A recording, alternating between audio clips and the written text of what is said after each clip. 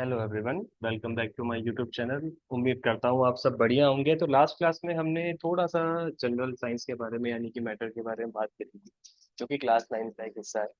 वैसे ही आज हम क्लास 12 की ऑर्गेनिक केमिस्ट्री की one of the most important reactions और one of the most important reactions for your CBSE, your जितने भी आप कॉम्पिटेटिव एग्जाम्स की तैयारी करते हैं, उन सब के बारे में आज जानने वाले हैं और बहुत इजी वे में इसको हम समझने वाले हैं। ठीक है जी, हाँ। हम बात करने वाले हैं आज डायोजनेशन रिएक्शन के बारे में या डायोजेनिक सॉल्ट के बारे में। ये तो बहुत इजी सा कॉन्सेप्ट है।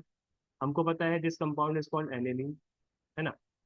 एनिलीन को जब आप एसिडिक कंडीशन में सोडियम नाइट्राइड से रिएक्ट कराते हो इन the presence of 0 to 5 degree, ये याद रखना बहुत जरूरी है, क्योंकि इस रिएक्शन में नाइट्रस एसिड जो होता है वो बाहर आता है रिएक्शन। ठीक है। तो इस रिएक्शन को हम 0 to 5 डिग्री में जब प्रोसीड कराते हैं तो एक सॉल्ट बनता है जिसको ऑर्गेनिक केमिस्ट्री में डायजोनियम सॉल्ट या बेंजीन डायजोनियम क्लोराइड कहा जाता है। डायजोनियम आयन भी आप लोग बोल सकते हैं, क्योंकि वो एक आयन के फॉर्म में यानी N2+Cl-, जो कि रियलिटी में कुछ ऐसा होता है N triple bond N Cl-। ठीक है। कुछ ऐसा दिखता है हमारी ऑर्गेनिक केमिस्ट्री में।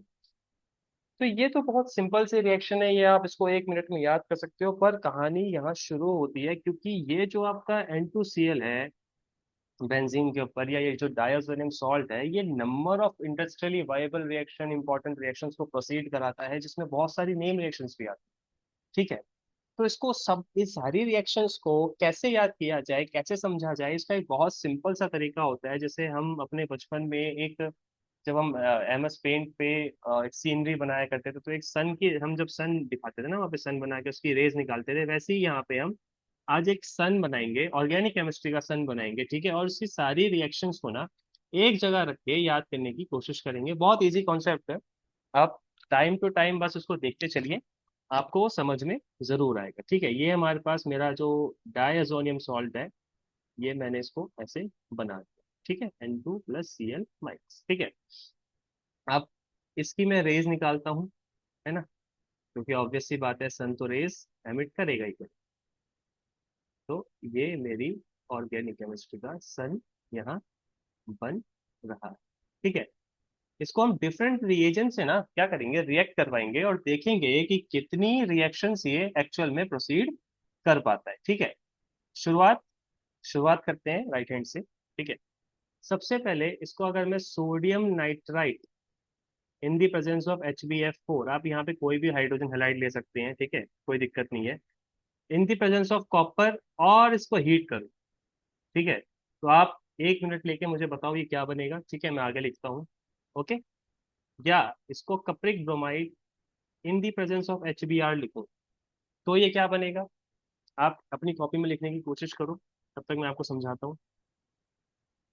Copper in the presence of HCl है, तो ये क्या बनता है। Copper in the presence of HBr है, तो ये क्या बनाएगा। Cupric cyanide in the presence of KCN, potassium cyanide, तो ये क्या बना रहा है। ठीक है। ये बहुत इंपॉर्टेंट रिएक्शन है, वन ऑफ द इंपॉर्टेंट है। अगर HbF4 यानी यहाँ पे कोई हाइड्रोजन हैलाइड लेने के बाद मैं इसको हाइड्रोलाइज कराऊं, हाइड्रोनियम आयन दूं, ठीक है, तो ये क्या बनाता है। ठीक। अगर मैं इसको H3PO2 इससे रिएक्ट कर रहा हूँ, तो ये क्या बना रहा है। चलो एक काम करते हैं, इसको फिनॉल से भी रिएक्ट करा के देखते हैं, तो ये क्या बनाएगा। ठीक है। और इसको हम एनिलीन से भी रिएक्ट करा के देखते हैं, तो ये क्या बना रहा है। ठीक है। ये नंबर ऑफ रिएक्शंस हैं, इनमें से आप बहुत सारी रिएक्शंस को देख के अभी समझ नहीं पाओगे कि ये क्या बनेगा क्या नहीं बनेगा, लेकिन जब इस रिएक्शंस को आप प्रोसीड करोगे ना, तब आपको पता लगेगा कि आपकी आधे से ज्यादा नेम रिएक्शंस तो यहीं छुपी पड़ी। ठीक है। फॉर एग्जाम्पल, शुरू करते हैं स्टार्टिंग से ना। सबसे पहले मैंने लिखा था HbF4 वाला। ठीक है। इस कंडीशन में जो हमारा डायजोनियम सॉल्ट होता है वो हमको नाइट्रोबेंजीन बना के देता है। अब आपको याद आएगा कि ये तो कोई एक नेम रिएक्शन है ना। इस केस में भी जब कपरिक ब्रोमाइड से रिएक्ट कराते हैं तो ये ब्रोमो बेंजीन बना के देता है, ब्रोमो सब्स्टिट्यूट होता है, यानी एक्स एक रिंग के ऊपर सब्स्टिट्यूट होता है। आपको अभी भी याद नहीं आया तो मैं आपको याद दिलाता हूँ। इसको हम सैंड मेयर रिएक्शन कहते हैं। हाँ, आपके दिमाग में अभी ये चमका हो 100%। Sand mayor. ठीक है। अब यहाँ पे एक कपरिक ब्रोमाइड हो गया। अगर मैं इसको copper in the presence of HCl react कराऊं तो ये क्या बनाता है? हाँ, ये फिर से एक हेलाइड बनाएगा, हेलाइड आयन ही बनाएगा, यहाँ पे क्लोरीन लगता है। या अगर मैं copper in the presence of HBr react कराऊं तो ये ब्रोमोबेंजीन बनाएगा। अच्छा, इसमें और इसमें अंतर है, क्योंकि इसमें कपरिक ब्रोमाइड है, इसमें सिर्फ कॉपर है। ठीक है, इस बात का ध्यान रखना है विशेष।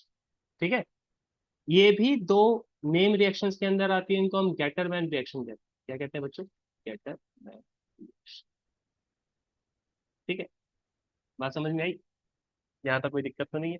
ऑब्वियसली ये एक इंपॉर्टेंट रिएक्शन है, थोड़ी मॉडिफाई हो गई है ना? मॉडिफाई कराई है इस रिएक्शन को हमने। तो ये मॉडिफाई हो गई है, ये मॉडिफाइड सैंड मेयर रिएक्शन है, ये साइनाइड साइनोबेंजीन बनाता है। ये मॉडिफाइड सैंड मेयर रिएक्शन है। ठीक है। हाँ, इसकी मैं बात कर रहा था कि ये one of the most important reaction है, क्योंकि ये जो प्रोडक्ट देता है ना, वो ऑर्गेनिक केमिस्ट्री में पाना बहुत मुश्किल होता है। ठीक है, सबसे पहले मैं इसका प्रोडक्ट लिखता हूँ। ठीक है, ये प्रोडक्ट बहुत इंपॉर्टेंट है बच्चों, याद रखना। ये फ्लोरोबेंजीन बनाता है। और ये जो रिएक्शन है इसको हम बार्स स्कीमिन रिएक्शन कहते हैं। मेरा प्रोनाउंसिएशन अगर सही ना हो तो मुझे प्लीज माफ करना। ठीक है, बार्स स्कीमिन रिएक्शन नाम है इस रिएक्शन का। और ये फ्लोरोबेंजीन बनाता है, इसीलिए ऑर्गेनिक केमिस्ट्री में इसका एक विशेष वो है, ये विशेष स्थान है। ठीक है, इस बात को ध्यान रखना। जब डायजोडाइज सॉल्ट को हम रिड्यूस करा देते हैं H3PO2 की मदद से, तो डायजोडाइज सॉल्ट रिड्यूस होने के बाद फिनॉल बना लेता है। ठीक है, फिनॉल बना लेता है। यहाँ तक तो कोई दिक्कत नहीं? ठीक है। अब ये जो है ना, जहाँ पे मैंने इसको एनिलीन और फिनॉल दो जगह रिएक्ट करा रखा है, अब ऊपर तो वहां मैं लिख नहीं पाऊंगा। ठीक है, मैं इसको यहाँ लिख देता हूँ। मैं इसको यहाँ लिख देता हूँ। NH2 से जब मैंने रिएक्ट कराया डायजोडाइज सॉल्ट को,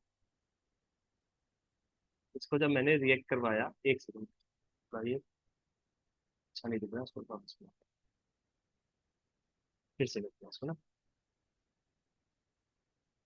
जब मैंने एनिलीन को, सॉरी हमारा जो डायजोनियम सॉल्ट है ना, इसको जब मैं N2+Cl-, इसको जब मैंने एनिलीन से रिएक्ट कराया बेटा, तो ये एनिलीन और फिनॉल का केस ना बहुत ध्यान से याद रखना। ठीक है, एनिलीन और फिनॉल का केस बहुत ध्यान से याद रखना।